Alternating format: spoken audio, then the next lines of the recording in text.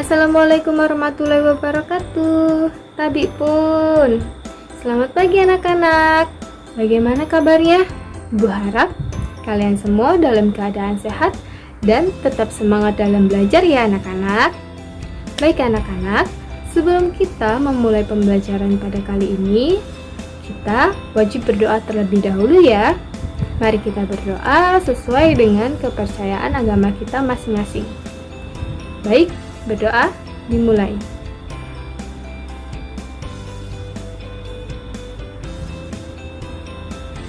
Berdoa selesai. Baik anak-anak, setelah berdoa, ibu akan mengabsen kalian terlebih dahulu ya. Jadi, siapa teman-teman kalian yang tidak berangkat pada kesempatan hari ini? Baik, karena kalian semua hadir, itu menandakan bahwa kita semua telah siap dalam pembelajaran kali ini.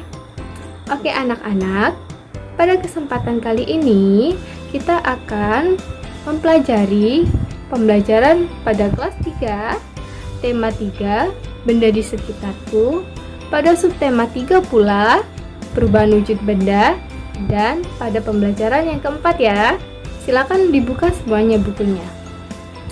Baik anak-anak, sebelum kita mempelajari apa itu perubahan wujud benda dan bagaimana, ibu ingin bertanya kepada kalian terlebih dahulu ya. Sebenarnya, apa sih yang dimaksud dengan benda itu sendiri? Apa definisi dari benda itu? Ada yang tahu? Ada yang ingin menjawab? Nah, baik, ibu akan sedikit menjelaskan tentang definisi dari benda itu sendiri ya anak-anak. Jadi anak-anak, benda adalah segala sesuatu yang memiliki massa dan menempati suatu ruang. Masih belum paham ya? Oke, ibu akan ambilkan contoh ya. Ibu ambilkan contoh air. Baik anak-anak, air adalah suatu benda. Jadi anak-anak, air itu dapat kita lihat, dapat kita rasakan, dan air juga itu memiliki massa loh, serta menempati suatu ruang tertentu. Contohnya seperti air yang berada di dalam botol, air yang berada di dalam gelas, dan air yang berada di dalam wadah-wadah lainnya. Jadi dapat kita simpulkan bahwasanya air termasuk ke dalam benda ya. Oke anak-anak, bagaimana? Sudah paham dengan definisi dari benda? Ibu rasa sudah paham ya? Karena kita sudah paham, kita akan melanjutkan pembelajaran selanjutnya. Baik, benda itu jika kita lihat dari wujudnya, itu terdapat 3 macam. Yang pertama apa anak-anak? Yaitu yang pertama, benda padat. Yang kedua, itu ada benda cair. Dan yang ketiga, itu ada gas atau benda gas. Nah, baiklah anak-anak, sekarang yang pertama ibu akan menjelaskan tentang benda padat. Anak-anak sekalian, ada yang tahu ciri-ciri benda padat itu apa saja? Baik, ibu akan menjelaskannya ya. Yang pertama, benda padat itu bentuknya tidak akan pernah berubah walau dipindah dari tempat satu ke tempat yang lainnya. Ibu beri contoh ya. Ibu memiliki sebuah pena.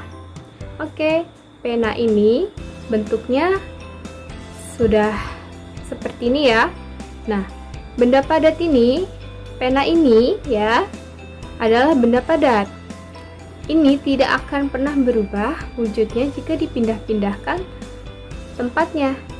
Dipindah dari tempat A ke tempat B, maka bentuknya masih tetap sama. Oke, ciri yang kedua, benda padat itu ukurannya tidak akan pernah berubah walaupun dipindah dari tempat A ke tempat B. Nah, seperti contoh yang tadi ya, pena. Pena ini misalkan ukurannya 13 cm. Di tempat A dia 13 cm.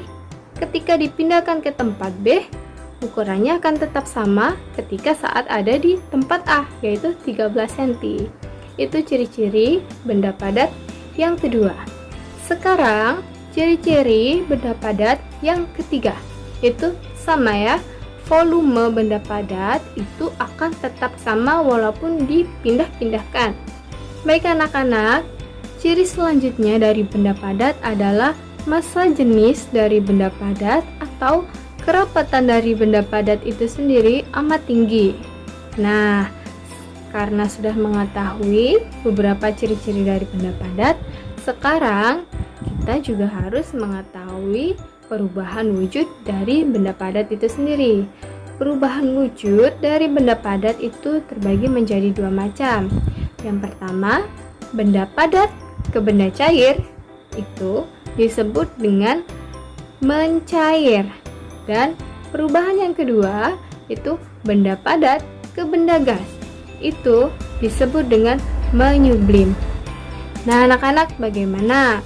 Sudah paham belum dengan definisi dari benda itu sendiri, dengan ciri-ciri benda padat, dengan perubahan wujud benda padat?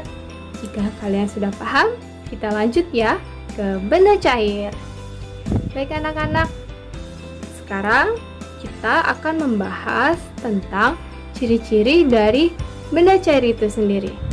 Yang pertama, benda cair akan selalu mengalir dari tempat yang tinggi ke tempat yang rendah.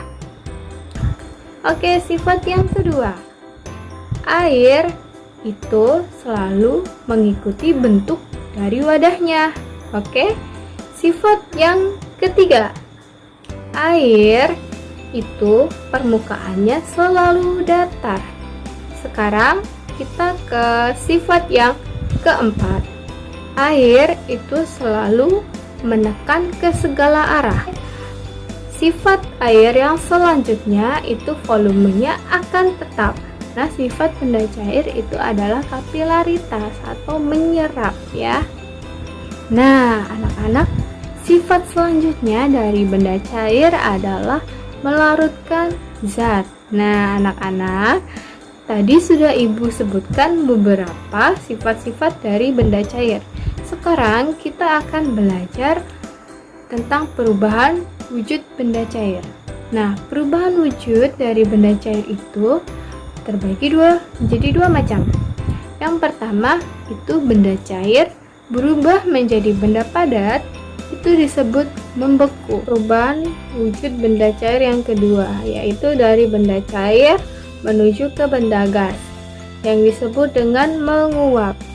Oke anak-anak, apakah sudah paham dengan benda cair? Nah, setelah kita sudah memahami, maka kita lanjutkan ke benda gas. Kita lanjut ya. Nah, anak-anak, tadi kita sudah membahas tentang benda padat. Kita juga sudah membahas tentang benda cair. Nah, sekarang saatnya kita membahas tentang benda gas ya. Mari kita bahas tentang beberapa ciri-ciri dari benda gas. Benda gas itu ciri-cirinya yang pertama, menempati seluruh ruang dan tempat. Contohnya seperti apa? Seperti udara kita ini yang selalu kita hirup setiap saat. Mau dimanapun kita berada, pasti terdapat udara kan? Oke, sifat yang selanjutnya itu menekan ke segala arah. Kita kembali lagi, contohnya seperti balon. Ketika kita isi sebuah gas, maka balon tersebut akan mengembang, akan menekan permukaan dari balon tersebut. Dan sifat yang selanjutnya itu memiliki massa atau berat. Nah, anak-anak, sekarang kita akan membahas tentang perubahan wujud benda gas. Perubahan wujud benda gas itu terbagi menjadi dua macam ya. Dari benda gas menjadi benda padat disebut mengkristal, dan benda gas menjadi benda cair disebut mengembun.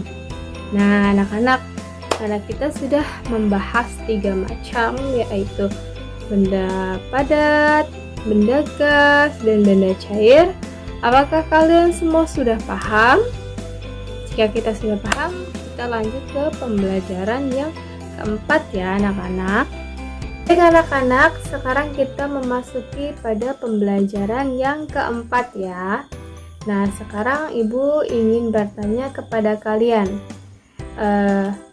Ibu ambil contoh saat kita mengisi gelas dengan air yang diberikan es batu dan kita diamkan beberapa menit. Kira-kira apa yang terjadi pada bagian luar gelas tersebut ya? Nah, ada yang bisa menjawab? Baik, mari kita jawab bersama-sama ya. Jawabannya adalah mengembun. Mengembun adalah proses perubahan wujud dari gas menjadi cair. Ada dua contoh peristiwa mengembun dalam kehidupan sehari-hari. Nah, contohnya di kehidupan sehari-hari kita ketika kita memasukkan pecahan-pecahan es batu ke dalam gelas, kita pastikan beberapa saat kemudian sisi luar gelas mula-mula kering.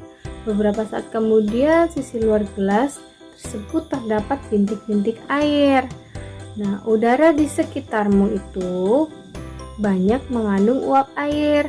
Ketika uap air bersentuhan dengan benda-benda yang lebih dingin atau suhunya lebih rendah, maka berubah menjadi bintik-bintik air. Nah, jadi tetes-tetes air di sisi luar gelas bukan berasal dari dalam gelas ya anak-anak, akan tetapi tetes-tetes air tersebut berasal dari uap air di sekitarnya. Nah anak-anak, bagaimana? Sudah pahamkah dengan materi kali ini? Nah anak-anak, cukup sekian penjelasan materi dari Ibu pada video kali ini.